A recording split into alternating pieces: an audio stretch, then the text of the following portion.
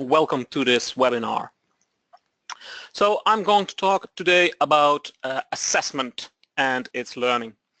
And the primary focus of this webinar will be around the great improvements we're making to some of our assessment features.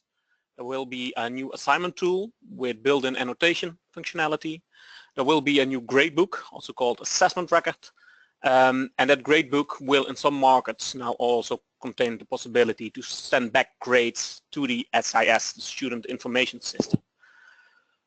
But I don't want to talk about those tools or those features on their own.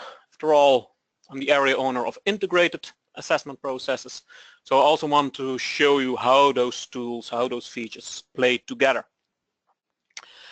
At the end of this webinar, as Stephen mentioned, I will briefly talk to you about the other things we plan to do in the assessment area after the summer of 2017. So before I jump to its learning, let's first talk a bit about assessments. There are of course many activities that can be assessed. Just to name a few, there can be the tests that students need to take. There can be presentations, outdoor activities, maybe for physical education. Activities in the science lab for science, but of course also the hand-ins, the papers, the essays, the book reports, etc. that students submit. And for these assessments, itslearning has several assessment tools. First of all, there is what we call the task tool. Some of you might also recognize it under the name custom activity. We recently renamed it to task. And this tool is suited to plan tasks or plan assessments that take place outside itslearning, but afterwards also record the outcome of those tasks in itslearning.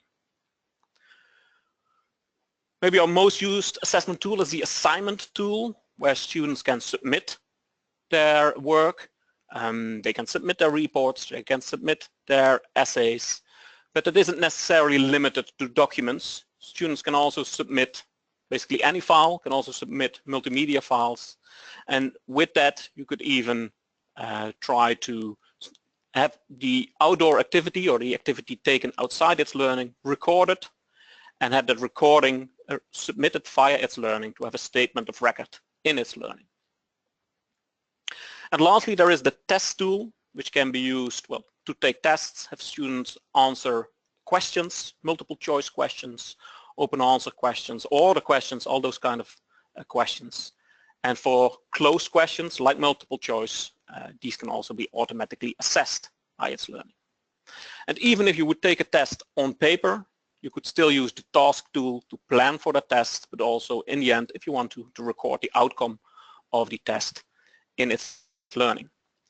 Now these are our default assessment tools, but I want to mention one more thing, and that is LTI, or Learning Tools Interoperability, which is a standard that allows us to include an external assessment tool using this LTI standard and connect it to itslearning. And with LTI, you can not only access the assessment, but also the outcome can be sent back to itslearning and included in our reports.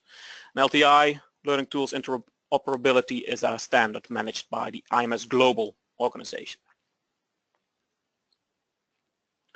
As I said, I don't want to talk about the improved features like the assignment tool and the gradebook on their own. I want to put them in a context. So I've created this workflow I will take you through, and I will start at the beginning in the course while creating an assessment.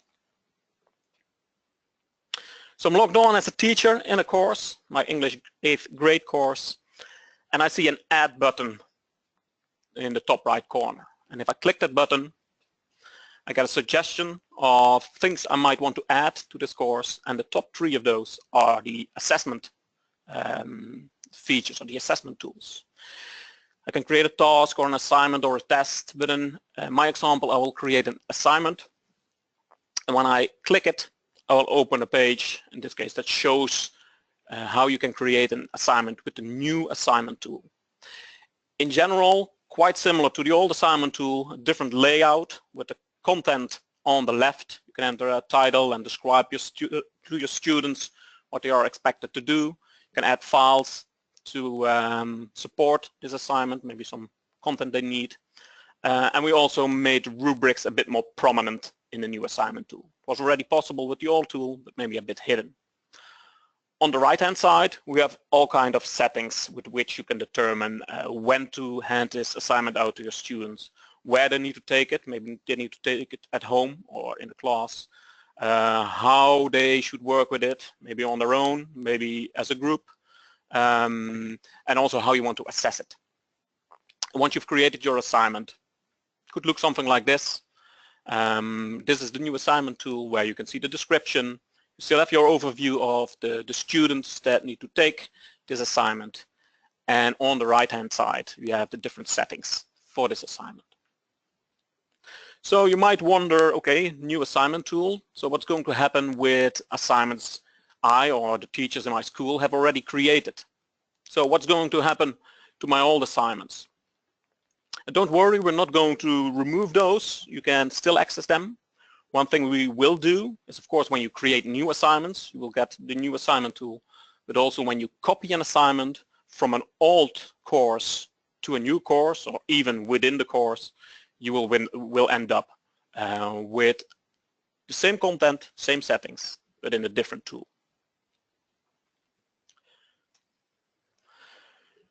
To help teachers through this change, we've included a short tour in the assignment tool, and taking that tour will quickly explain the changes we've done to it. So back to our workflow. Once I've created my assignment, in this case in a course, well, I could hand it out to my students, but one side step I want to talk about is making the assignment available to other teachers, maybe in your school or your district or municipality, or maybe even teachers around the world. And with that, the new assignment tool allows you to add it to our library.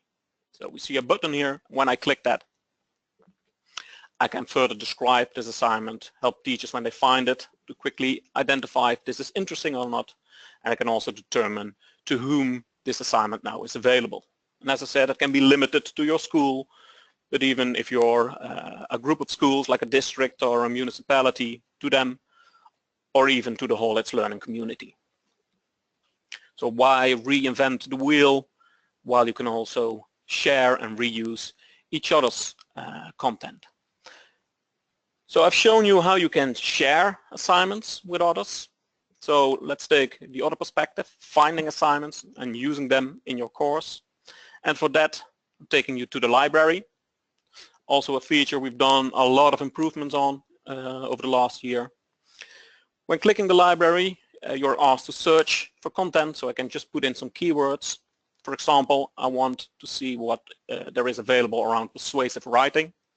And when I hit search, I get a bunch of search results. This is a webinar around assessments.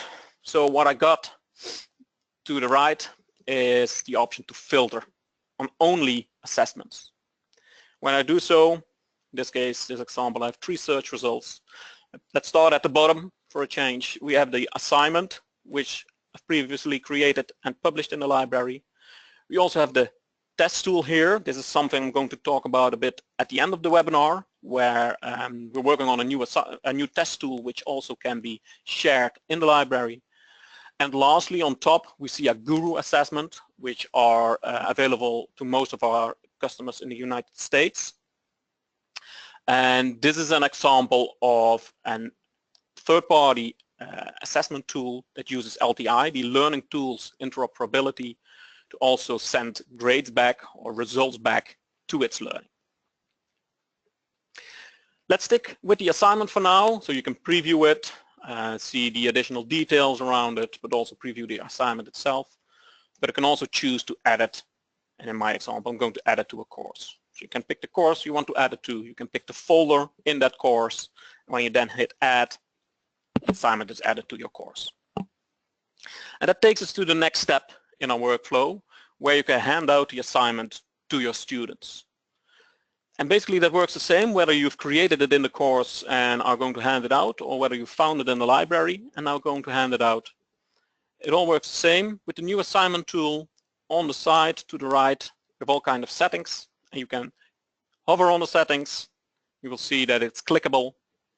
When you click it, you'll have the option to change how you want to work with these assignments. You can change if it's visible to your students, when they need to have submitted it, where they need to do it, for example, if they need to do it at home or if they can do it at school, how you want to assess it, if it's a group assignment, etc.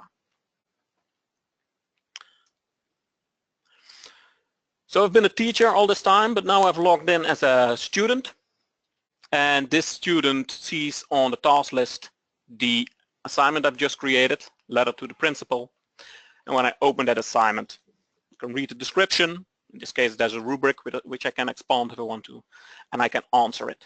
So clicking the answer button will take me to this page where I can either use the text editor to start writing my answer, but I can also upload a file.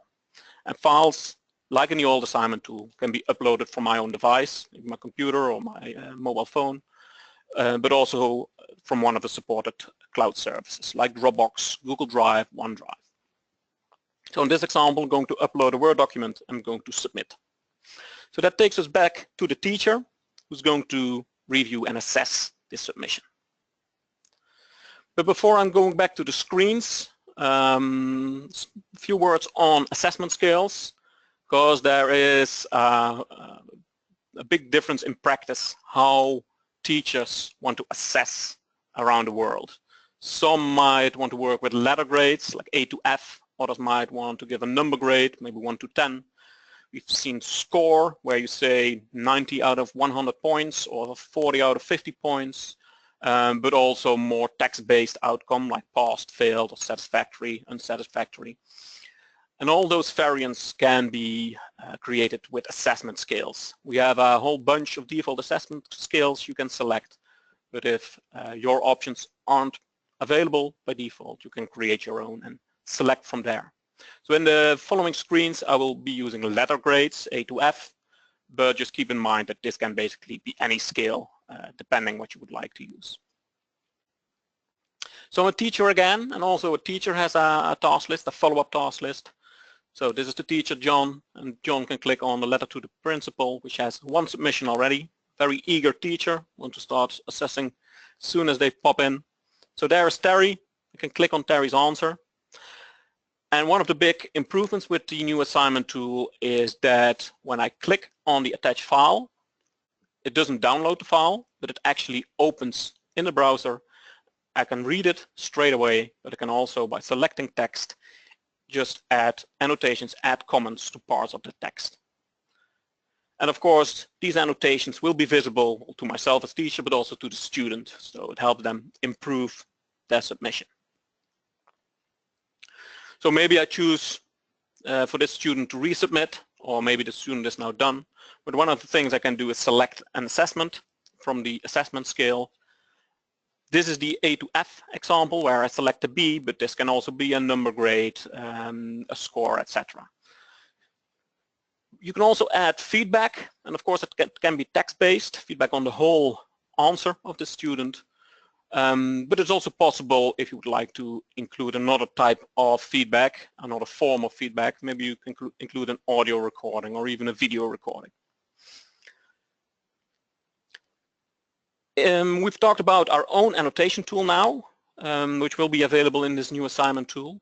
But if, in addition, a site has chosen to use Office Online, which is a decision the site administrator can take or can configure, instead of opening our own annotation tool when clicking on the file, you will open Office Online. So this is a Word file, so you will be opening Word Online, and in Word Online, you also have review functionality or commenting functionality. So 2 variants with which you can annotate, either our own native annotation tool, or if you're using Office Online, you will be using the Office Online tools. During the summer, we will also start looking at Google, integrate in a similar way with Google. We've made some progress there in our new task tool. Maybe you've seen that in one of our previous webinars around cloud integration. That work we are now also want to bring into our assignment tool. So next step in our workflow, reporting. And in itslearning, we have several reports which you can access in the course under follow-up and reports. If you use learning objective-based assessment or standard-based assessment, we have a report for that, and there are several different reports you can access. But the big change we've done, and we'll reach you this summer, is to the gradebook. So that's the report I now want to talk about. So when you open the report, you will see several changes, and before I'm going to show you a quick overview of those changes. First of all, there will be some visual indicators that will quickly help you pinpoint potential issues with students or challenges. Another possibility is the inline entry or grade, or even override of grades, changing grades if so desired. And when doing so, you can use your keyboard to just quickly navigate from one student to the next, or from one assessment of a single student to a other assessment for that single student. Last thing I want to mention is the Trends and Progress report, which we released very recently, but because it's so recent and it's accessible through the gradebook or the assessment record, I do want to mention it now in this webinar as well. So the new gradebook. Many changes, so let's go through most of them one by one. First of all, there's a whole bunch of visual indicators. For starters, all the way to the left, we've added profile pictures that help you quickly identify a student based on that picture. Second, you will also see several colors in here, and one of those colors, the light red, means that this task has been completed, or was not completed, rather, before the deadline was passed. So this way you can quickly see students that maybe quite regularly complete their tasks too late. You can also see this icon, which indicates there's a submission in itslearning, and those that applies primarily to our assignment tool, where you can submit documents or files, but also to our test tool. You complete a test that also has a submission in itslearning. By clicking that icon, you can also quickly open that individual submission. We see some of these assessments in italic, which means that these are not yet visible to the student. And we also see an italic title here, which means that this assessment itself is currently not visible for the student. So you can toggle the visibility, making it visible or invisible, and that is also displayed in the gradebook. So one of the other big changes to the gradebook is the inline grade entry or grade override. So you can, before I do that, forgot about the exempts. Exempts is something that is primarily used in the United States, where you can choose to exclude a single assessment from the overall average. Maybe the student had a bad day and you don't want that to reflect in the overall average. And for that, you can exempt an assessment. You can do so by hovering on a cell. You will see this flag icon, and when you click it, you have the option to exempt. And then exempted assessments are displayed with this yellowish background. It's an option that can be enabled and disabled on a site level. So if this is something you would like to use, you can contact your local itslearning subsidiary. So what I was trying to say before I remembered exemptions is that you now can also inline enter grades directly in the gradebook. So just click on a cell, select one of the grades, or enter the grade if it's a score. And then by using the keyboard, you can quickly jump to the next student. So in this case, arrow down, you can go to the bottom, or a tab, you can go to the next assessment for a single student. Last thing I want to mention around the gradebook or the assessment record is the new Trends and Progress report. This is a report that shows assessments over time, and unfortunately on my demo site, I don't regularly assess students. So I've taken the liberty of showing a screenshot from our release notes to explain what this report can show. Several columns here with all kind of interesting information. The first one here, the trend, shows you the trend in grades over time. So is the student improving or struggling? You also see the gray graph a bit in the background, which indicates the course average. So how's the student doing in comparison to his or her peers? The next column, assessments, shows the distribution of grades. So is this a student in general scoring quite high or average, or is it basically all over the place? Is the student scoring irregularly? And the last column here I'm going to mention is the progress, which indicates a bit, out of all the assessments in this course, how much has the student already taken? And especially in more the self-paced courses, that's a good indicator how far along the student now is. So back to our workflow, one step remaining, export. And export is now something we're primarily working on in the United States, where we've integrated with a couple of big student information systems, SISs, such as PowerSchool, such as Skyward. But in addition, we are now working on OneRoster. We are already OneRoster 1.1 certified, but now working towards 1.0 certified. We're working to 1.1, sorry for that. Which is also a standard from IMS, just like LTI, the Learning Tools Interoperability. And this standard allows you to import courses, students, teachers, and memberships to those courses. But the 1.1 version of OneRoster also allows us to send back grades via a standard to the SIS, to the Student Information System. And using OneRoster, we're now working to integrate with Infinite Campus and potentially also Aries. So in this example, I have an integration with Skyward, and if that's the case, I have a transfer button in my gradebook, and when I click that, a dialog opens where I can pick the assessments I want to send across.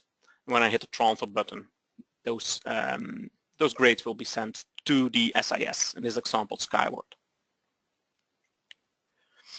So that is it. That's the whole workflow where you can create in your course or find in the library, hand them out to your students, assess, and with the new assignment tool, one of the big improvements there is that you can annotate student submission, either in our own document viewer or in Office Online. I believe I saw one question on rubrics. Rubrics can still be used for assessments. So if you have a rubric connected to your assignment, also rubrics can still be used to assess, even in the new assignment tool. So all your assessments, whether it's the assignment or the test or the task, end up in our reports. In this webinar, I primarily talked about our gradebook with all of its improvements. And from the gradebook, you can start exporting grades to the SIS. Again, initially, primarily in the United States. So all of this is coming to you this summer. It depends a bit on your country when we're going to enable. We don't, for example, want to enable the new gradebook while some countries still might be rounding up the end of year. But in general, everything I've talked about so far will come to you over this summer. But of course, development will continue also on the assessment-related features. I briefly mentioned the new test tool, which we are working on. There is a version which is available especially for demos. Before we want to make it available to all of our teachers. One of the things, for example, we need to do is make sure you can, just like the assignment tool, you can continue using the tests you have created in the past. So there is some work we need to do before that will become available. Also two improvements to the assignment tool, which we'll be working on over the summer and after the summer, including peer assessment or peer review and the concept of template files. And I have some slides to explain all of these three, and then I'm handing back to Stephen to round up the webinar. So the new test tool, as I said, we have a working version, but there are some things we want to add and improve before we're going to release this. Quite similar in look and feel, at least for the add process, as the assignment tool, where I have my content to the left and all the settings to the right. And one of the things we improved here is especially the flow for creation, its mobile friendliness. So when I click save, for example, I will end up directly on the question tab. But also you see the button add to library, like the assignment tool, the new test tool will also be shareable in the library. So this is something we are working on for quite some time, and will probably be released, become available somewhere over the next school year. Peer assessment is one of the improvements we want to make to our assignment tool. where a teacher can decide when handing out the assignment that students also need to assess or review each other. And when doing so, a teacher can continuously follow up progress, also on the peer assessment, and for each student see the peer assessments they have received, but also the peer assessments they have given to others. And the last thing I want to mention, something we will be working on over the summer and after the summer, is the concept of template files, where a teacher can upload a file which for each student a copy will be made of, and students can fill in that copy and submit that file. So basically they can almost fill in a form that the teacher has created for them. And that's all from me. Stephen, you want to take it over? Thank you, Bart. Lots of interesting questions coming in. We've tried to answer them as we go along, and as I talk, I'm sure Bart will answer a few more. It just remains me to say there's lots of other improvements coming to itslearning. If you can just click a few times, Bart, on the slide, that's great, thank you. There's a big change to our mobile. It's already gone out, so our mobile now has a really good view of things like plan. We spoke, as a couple of people asked about plan and how to add assessments to that, and you can add assessments straight into a plan by saying add here. So if you've got a nice plan set up for your term, you want to add a couple of assessments maybe in week 1 and week 5, you go into the plan, into week 1, into week 5, and just say add, and you can now see on our mobile app the plans. They work really well. You can see all the course information. You've seen some of the onboarding that Bart's team has added into the new assessment tool to help teachers sort of understand it and see how it works. And we're adding that help all over itslearning, including in courses. So when the teacher first arrives in the course, it'll say, look, come on in, let's get some things going, let's get some things ready for the students, let's make the course exciting, and we'll take you through a checklist. If you're used to itslearning and have already done this before, you can simply say no thanks, but we know this will really help people, you know, get into itslearning and see it work. And then we're also making sharing a lot easier. Now we've got shared assignments, and we will soon, after the summer that is, have shared tests. We've already got shared plans and all sorts of other things that we want to make sharing easier, to try and have as much cooperation as possible.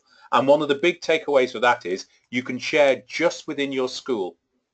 So if teachers are concerned about, you know, sharing something that may go outside the school or whatever, no, you can start just by sharing within the school. So curriculum associates or curriculum advisors can create things that they know are just accessible within the school. So these are some of the great features we've got coming up. And if you can click again, please, Bart. I'm answering questions and clicking through the presentation at the same time, multitasking. You can get lots more information. We've tried to provide a lot of information and help here. We will put this video up on YouTube and so on. You can see the roadmap and see all the things that are coming and when we are planning to deliver them by going to the website. We will soon be sending out to our local teams and then out to all of our customers the release notes for what's going to be coming in the summer, where we've got more information and more screenshots and so on, so you get a really good idea about how that assignment tool is going to work and how the new gradebook tool is going to work. We will be very careful when people are using it. We've tried to have most of the functionality that you're used to and everybody's used to within the tools, but as Bart says, we're really going to accelerate the new functionality we add into the assignment tool. So when it goes live, it's sort of much easier to use, much clearer to see what's going on, and it's sort of like for like. But later on in the year, you'll see peer assessment appear in that same assignment tool and things like that. So we want to try and keep things, you know, going as well as possible. And last slide, please, Bart.